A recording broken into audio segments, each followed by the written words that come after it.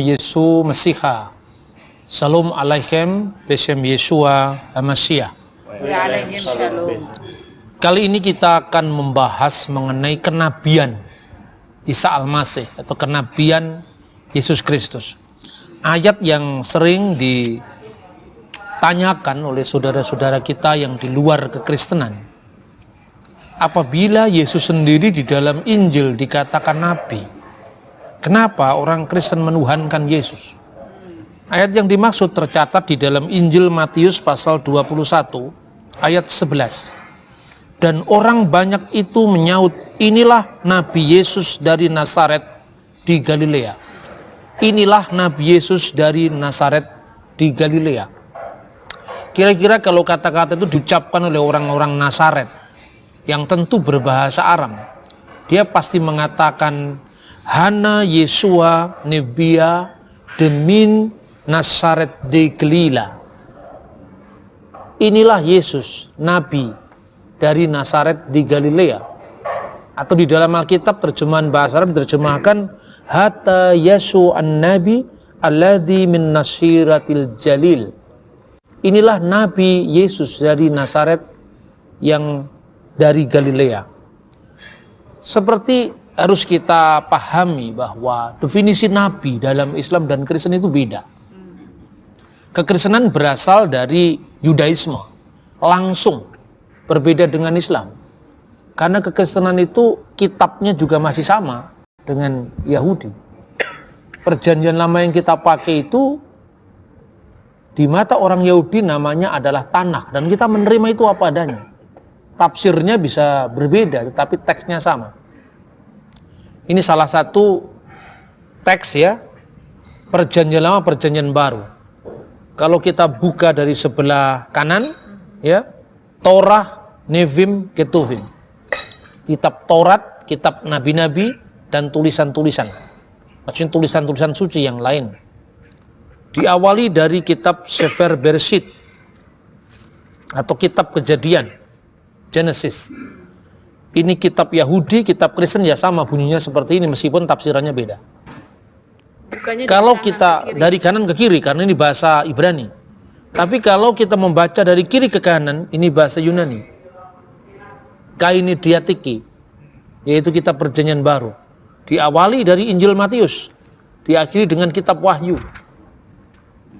Misalnya Biblos Genesius Yesus Kristus, Hiu David, Hiu Abraham.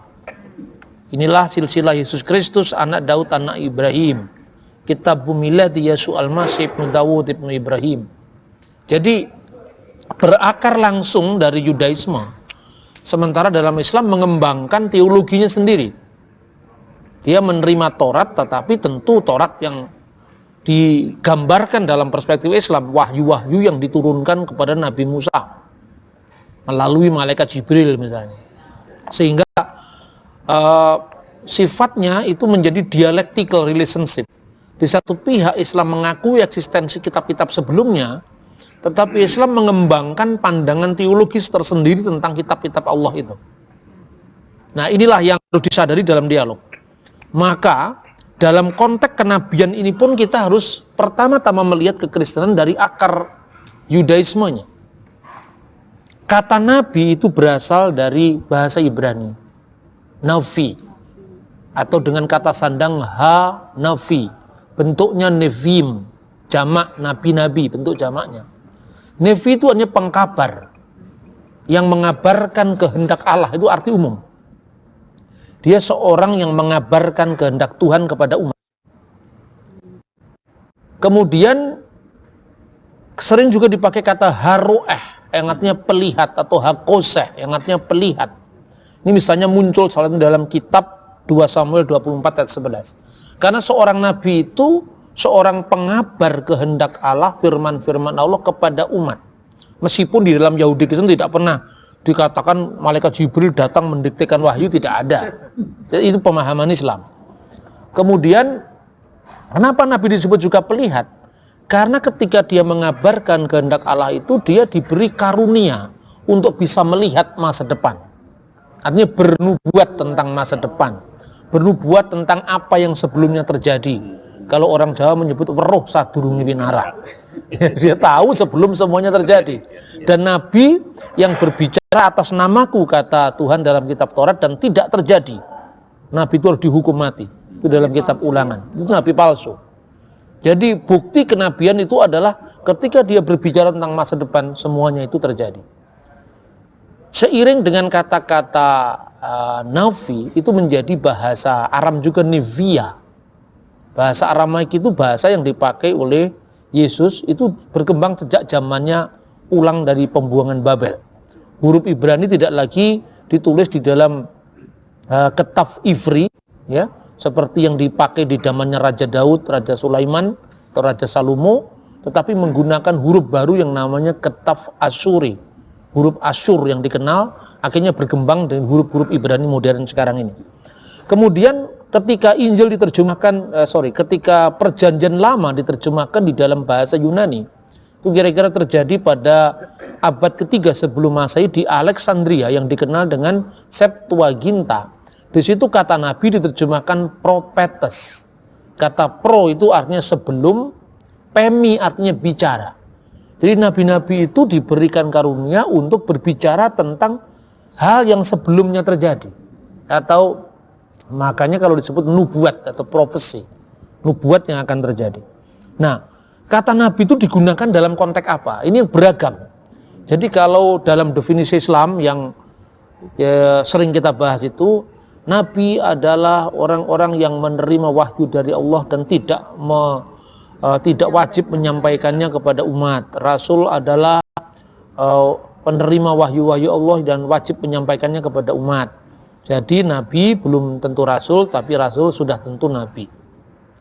Pengertian Islam itu berkembang dengan teologinya tersendiri yang tentu berbeda dengan teologi Kristen yang berakar dari Yudaisme. Makanya ketika seorang muslim menerapkan kata nabi itu langsung untuk memahami Kristen, itu sumber salah paham. Misalnya Lot itu nabi, masa Lot melakukan dosa? Nabi kok berdosa? Padahal nabi itu bersifat maksum, bersifat bebas dari dosa, tidak boleh salah. Loh, definisi itu mulai kapan adanya? Sementara dalam Yudaisme dan dalam Kristen, Lot itu bukan nabi. Ismail bukan nabi. Ismail seorang pemanah. Dia bukan nabi. Nuh tidak pernah eksplisit disebut nabi. Abraham disebut nabi satu kali saja, yaitu di dalam kitab Kejadian pasal 20 ayat 7. Ketika istrinya disenangi oleh Abimelek, karena Abraham mengatakan itu saudaranya dan Sarah juga mengatakan bahwa dia adalah saudari Abraham, dia mendapatkan visi dari Tuhan, kembalikanlah istri dia itu, istri Ibrahim, karena dia seorang nabi.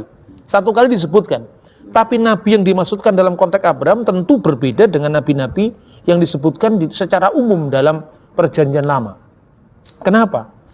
Di dalam pemikiran teologi Yahudi dan yang akhirnya diterima oleh orang Kristen, nabi-nabi itu dibagi dalam dua. Yang pertama, Nevim Rishonim, nabi-nabi awal. Nabi-nabi